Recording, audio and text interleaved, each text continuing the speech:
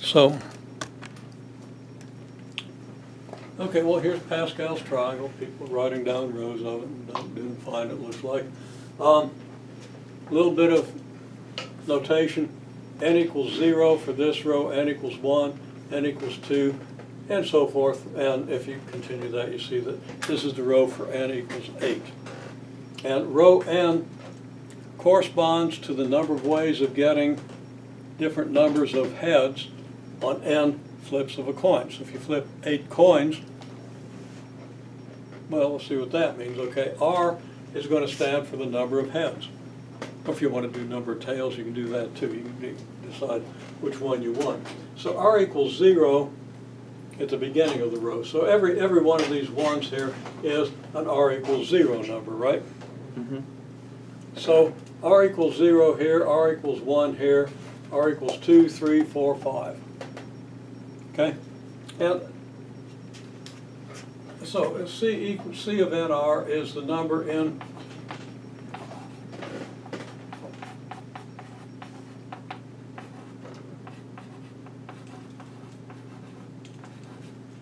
position R in row n, where the rows start with 0 and the positions start with 0. Okay?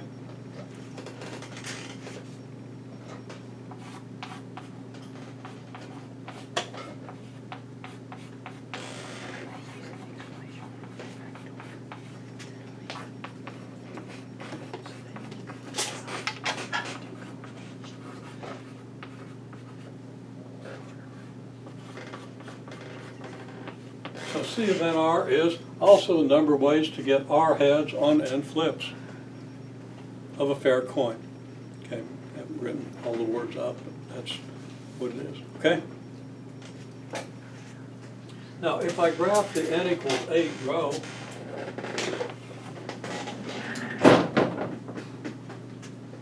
the graph looks like this.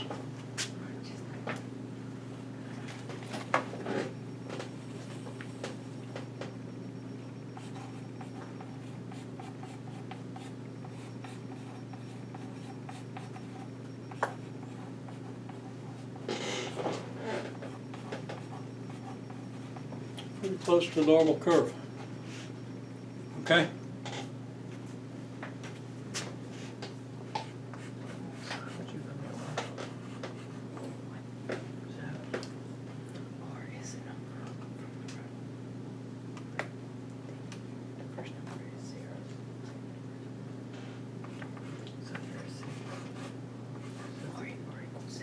Pretty sure the standard deviation comes out to 1/2 square root of n.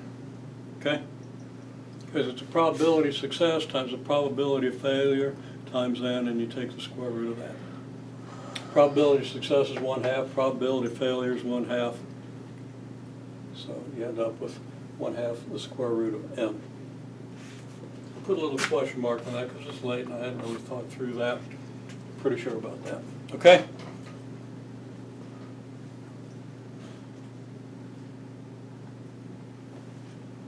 We'll see how that works in to the exponential model for a normal curve. But for right now, here we have a formula for C of NR. And let's see if we can verify the formula. You know what the exclamation point means? It's factorial. Factorial. Okay? So n factorial, like 5 factorial, means 5 times 4 times 3 times 2 times 1, right? I'm not going to go into examples of how you would use that or what it tells you today. I'll do that. Okay? Right now we'll just use this as a computational formula, and then we'll begin understanding why this works. Okay? So n factorial means, of course, you start with whatever n is, and then n times the next lower number, and all the way down to 1, right? Mm-hmm. Okay, so what I have here is n factorial, here I have r factorial, and here I have n minus r quantity factorial, right? Mm-hmm. Well, if I want to calculate C of 6, 4, then I'm going to have to put 6 in wherever I see n, right? Well, there it is and there it is, so it goes here and here. And I got to put 4 in wherever I see r, well, there it is and there it is, so it's here and here, right? Now what that equals then is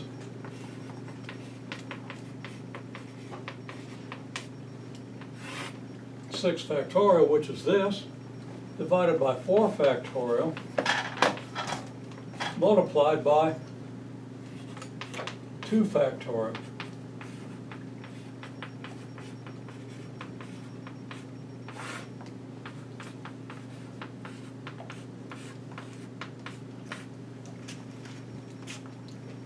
And 2 factorial is 2 times 1, right?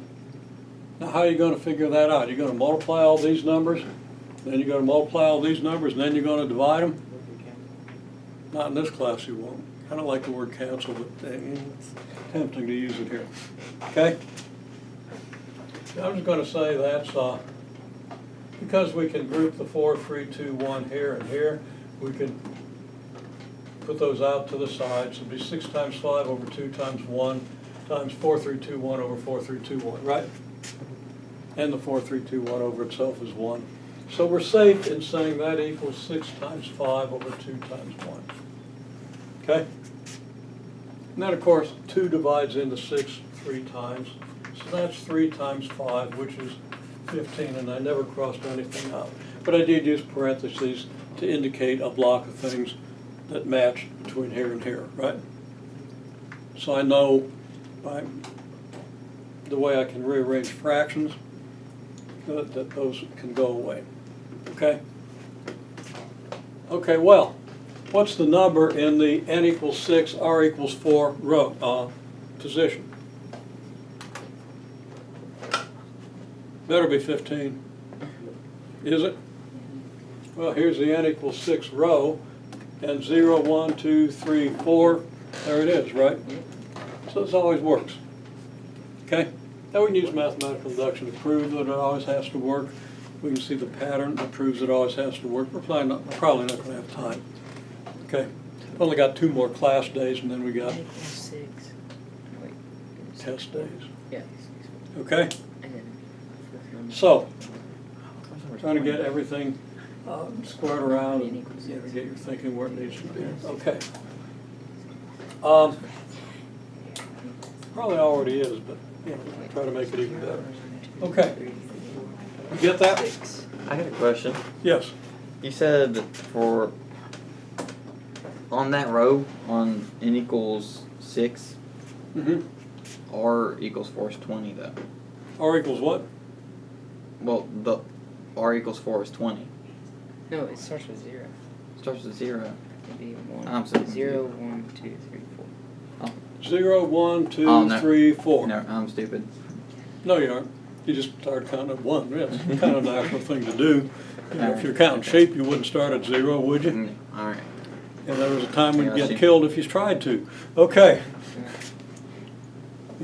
You know, crazy person, get rid of this person, you know. Why counting 0 when there's a sheep right there? Okay. Yeah. Probably oversimplified the argument. But there was an argument. Okay. And people did get killed and go to war over it and stuff. Okay, so we got the idea? Mm-hmm. Okay. Now, I haven't really defined the normal curve yet, but we'll get to that tomorrow. I mean, I gave you the background with the 2 to the negative x squared thing, right? Mm-hmm. You said it's very much like that, but there's a difference. We'll see what the difference is, but it's easy enough. And then if you can do a trapezoidal graph, you'll have the formula. You figure out any probability you want in the normal curve. Okay? Fair enough?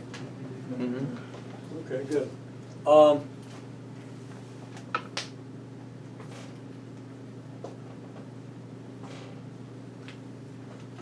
Okay.